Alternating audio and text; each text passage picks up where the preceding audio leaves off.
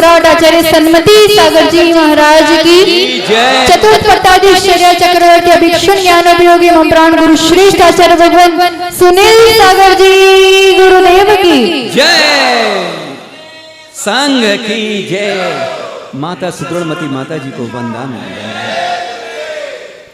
एक बार की बात है, एक चेक पोस्ट पर एक अधिकारी काम करता था। चेक पोस्ट पर उसका काम कि जो भी गाड़ी वगैरह जा रही है उसमें कोई अनैतिक माल नहीं हो, कोई वैसे कोई गलत व्यक्ति नहीं हो।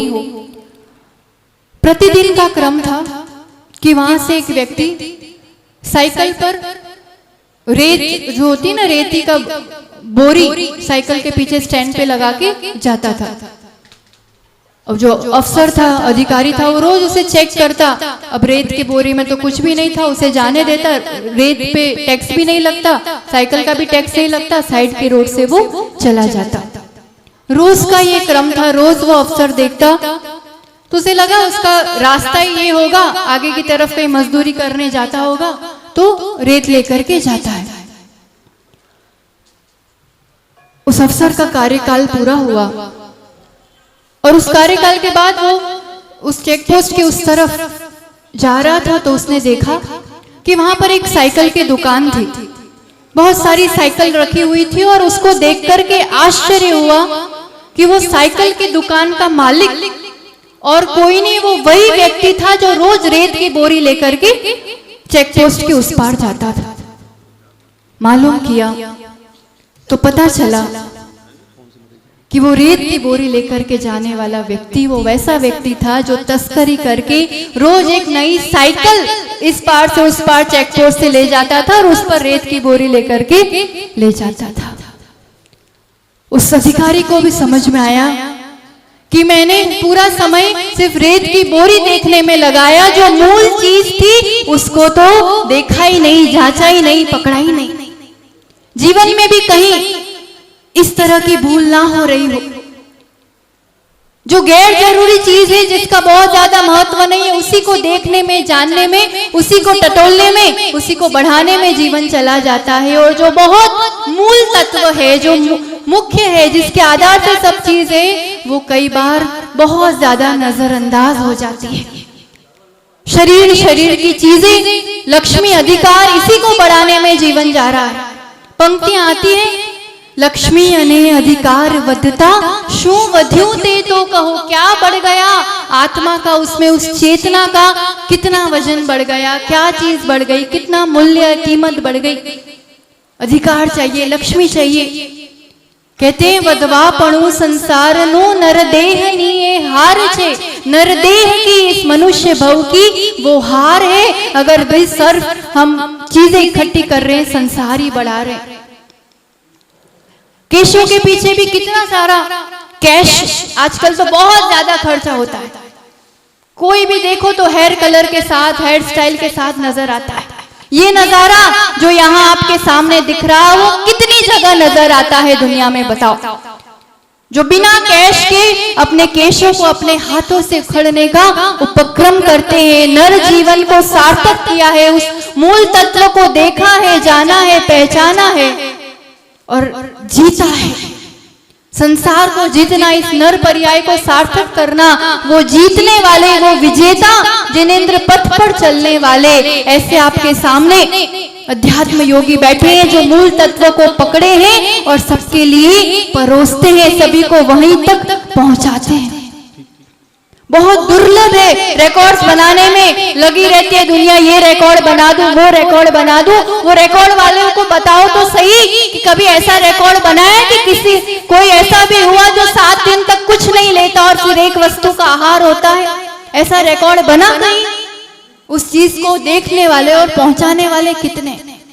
ज्ञान के शोषण में कई रिकॉर्ड बनते हैं। ऐसे भी आचार्य हुए जो अभी आपके सामने भी है, पूर्व में भी हुए, जिनके सिंहासन पर बैठे घंटों लगातार वो शास्त्रों का पारायण बिना देखे लगातार 8-8 घंटे, 10-10 घंटे गाथाएं बोल सकते हैं बिना देखे। ऐसा रिकॉर्ड बनता है। अपने संयम काल में 10,000 से अधिक निर्जल उपास करने वाले, और उन्हीं के लघुनंदन यहाँ पर आप सबने देखा है, जाना है, आप तब तो यहाँ रुकने के लिए निवेदन हो रहा है। हमें कुछ ज्यादा कहने की जरूरत नहीं है। ये केशलोच आप सबको दिख रहे हैं यहाँ पर, आपका सौभाग्य है। और हम यही कहेंगे, अगर आचार्य भगवान का केशलोच हो रहा होता तो आपको ऐसे देखने नहीं मिलता, क्योंकि वो ऐसे कभी भी, आपको लग रहा होगा शिष्यों का ऐसा मंच पे करा रहे तो खुद की तो बड़ा प्रचार प्रसार होता होगा, खूब बोलियां लगती होगी, खूब बड़े ठाट से केशलोच होता होगा। जब शिष्यों का ऐसा हो रहा है तो उनमें तो क्या कमी रहती होगी। पर आप सबके लिए बता दें कि वो शिष्यों के लिए तो ऐसा करवाते हैं कि आप सबके लिए वैराग्य वर्धक दृश्य सामने आए। उनका तो केशलोच कब कहां हो जाता है पता भी नहीं चलता है। आज तक का रिकॉर्ड है, उन्होंने कभी भी मंच पर या ऐसे खुले में सबके सामने केशलोच नहीं किया। जैसे उनकी स्वाधीनता शुद्धि के लिए गए होंगे, वहां कोई जंगल जैसा या कोई पेड़ इस टाइप का कोई स्थान मिल जाएगा तो वहीं बिना किसी वस्तु की जरूरत की केशलोच प्रारंभ हो जाएगा।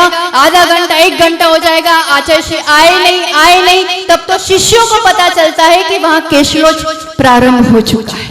ना राख की कोई जरूरत पड़ती है, ना कोई चांदी की थाली चाहिए पड़ती है, और ना कोई कैश की बोली लगती है। इतनी निष्प्रहता के साथ जो अपनी साधना में लगे हुए हैं, पर्वतों पर, पहाड़ों पर, जंगलों में। इसी टाइप से अभी पिछली बार तिजारा में भी हुआ तो चंदा प्रभु के चरणों में किसको पता था, गए वंदन किया केशलोच। प्रभु चरणों में, कंदरा गुफाओं में, जंगलों में, पहाड़ों में भेद विज्ञान को, वैराग्य को बढ़ाते हुए जो इस टाइप का अपने कृति कर्मों का, अपने मूल गुणों का पालन करते हैं, दुर्लभ है आज के समय में। और खुद पालन करना, और सबसे बड़ी बात दूसरों को मोक्ष मार्ग में इस तरह से लगाना, दूसरों से पालन करवाना। इतनी सजगता के साथ, इतनी उपलब्धियों के बाद भी आज आपने अब भी अनुभव किया होगा, उन्होंने अपनी पूजा नहीं करवाई। पूजा हो रही थी तो क्या कहा, पूर्वाचार्यों की। इतनी महान उपलब्धियों के बाद भी गुरु कृपा है, गुरु के लिए करना, गुरु का होना, और फिर शिष्यों के लिए भी बिना ममत्व के मोक्ष मार्ग में लगाए रखना, शिथिलता को पोषण नहीं देना। केशलोच की बात चल रही है तो एक प्रसंग सुना के बात को विराम करना चाहेंगे। आचार्य परमेष्ठी के जो एक गुण होते हैं, इतनी छोटी उम्र में इस तरह का दायित्व, इस तरह की जिम्मेदारी इतने सफलता पूर्वक निभाना। आचार्य यानी खुद तो पालन करते हैं पर दूसरों से भी पालन करवाना। आपका एक ही तो बच्चा होता है, वो भी आपकी बात कहना बहुत मुश्किल हो जाता है, क्योंकि आप कहते हो ये करो, ये करो, ये करो। और आचार्य भगवान ऐसे हैं जो कहते नहीं रहते कि ये करो, वो खुद करते हैं। अभी तो खैर इतनी गर्मी का अनुभव नहीं हुआ, पिछली बार इतनी भीषण गर्मी और लगातार दोनों टाइम विहार होता था। अब ऐसा विहार करके आएंगे तो आते तो ऐसा ही लगेगा ना, पानी डालो और लेटो। पर इतना विहार करके आने के बाद भी खुद स्वाध्याय करने बैठ जाना, तो जिसका मन हो भी रहा होगा वो भी अपने आप उनके चरणों में बैठ जाएगा। आहार चर्या के बाद लगेगा अब तो थोड़ा विश्राम कर ले, पर जब गुरुदेव को इतने विहार करने के बाद भी बड़ी धूप में खड़े होकर सामायिक करते हुए शिष्य देखते हैं तो शिष्यों को अब कुछ कहना नहीं पड़ता है, वो अपने आप अपने कृति कर्मों में, कर्तव्यों में लग जाते हैं। ऐसा ही दृश्य था, उदयपुर की बात है। मुनिराज केशलोच करने के लिए बैठने वाले थे, नई दीक्षा वाले मुनिराज थे, अभी तो वो बाहर प्रभावना कर रहे, तो केशलोच तो होता था, पर उनको उस दिन था मैं खुद से केशलोच करूंगा। तो गुरुदेव का इंतजार कर रहे थे, क्योंकि गुरु की कृपा है कि वो हमेशा केशलोच प्रारंभ कर देते हैं, तो सहजता से हो जाता है, पता भी नहीं चलता है। गुरुदेव अब आएंगे शुद्धि से तो मैं केशलोच करवाऊंगा। मुनिराज बैठे थे और आचार्य भगवान पहुंचे वहां पर कि केशलोच करके दिखाऊं, तो वहां पर मुनिराज के पास 4-5 बैंडेड पड़ी थी। तो गुरुदेव ने बड़े प्रेम से, शांति से, इसे मुस्कुराते पूछा, ये क्या है? तो विनम्र भाव से शिष्य ने भी कहा, गुरुदेव पहली बार कर रहा हूं, हाथ कट गए, कुछ हो गया तो क्या करूंगा, इसलिए। तो आचार्य ने तुरंत पूछा, कहां से आई? पूछा मतलब इशारे से उनका तो चलता है कि कहां से आई। उसने कहा एक श्रावक ने ला दी थी। तब आचार्य भगवान ने स्थितिकरण करते हुए जिस रूप से उत्तर दिया और कहा, सुनना। आचार्य भगवान ने कहा, बेटा ये 10-15 रुपए की बैंडेड मंगा ली, उससे तो अच्छा कैंची मंगा लेता तो काम आसान हो जाता। समझ में आ रही है बात? शिष्य को तुरंत समझ में आएगा ये अयाचक वृत्ति का, स्वाधीनता का मार्ग है, किसी चीज की जरूरत नहीं पड़ती है। ऐसा संबोधन भी दे देते हैं, मार्ग में स्थित भी कर देते हैं, तो वात्सल्य के साथ फिर खुद उन्होंने उंगली पकड़ करके केशलोच करना सिखाया कि उंगली कटने लगे तो उंगली बदल दो, हाथ बदल दो, ऐसे करो, और पूरा ऐसा सिखा करके बिना बैंडेड के पूरा केशलोच। केशलोचन मतलब किसी से कुछ मांगना नहीं है, अहिंसा का पालन तो है ही, स्वाधीनता है, भेद विज्ञान की परीक्षा है, अयाचकपना है, गुरु स्वयं करते हैं। और ये आचारवान, व्यवहारवान, आधारवान आचार्यों के जितने भी गुण हैं, सभी गुण इनमें झलकते हैं। डांटते भी है तो इतना प्यार से डांटते हैं कि सामने वाले को स्थितिकरण तो हो जाता है, पर कभी भी प्रायश्चित देना, परिसारित्व, परिकत्व, निरपायक, निर्यापक तक के सभी गुणों का शिष्यों को पालन करना, शिष्यों तो क्या तिर्यंश भी उनके चरणों में पालन करता है। एक बार का प्रसंग है, ऐसे ही बैठे हुए थे, आचार्यगण पढ़ा रहे थे और एक तोता आया। तोता आकर के बैठा और सीधा आचार्य भगवान की उंगली को काट लिया। शांतिनाथ जी का प्रसंग है।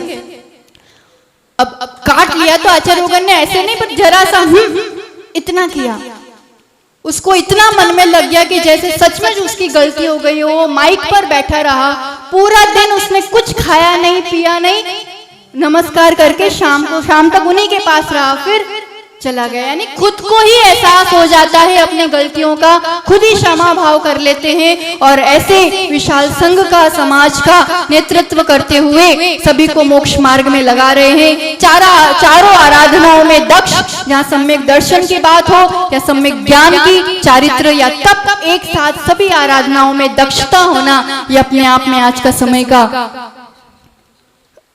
अनुपम उदाहरण है। तो हम सभी ऐसे आचार्यों का अधिक से अधिक, आपके पास में ही चातुर्मास होने वाला है, तो अधिक से अधिक आप सभी लाभ लेंगे। और इसी बात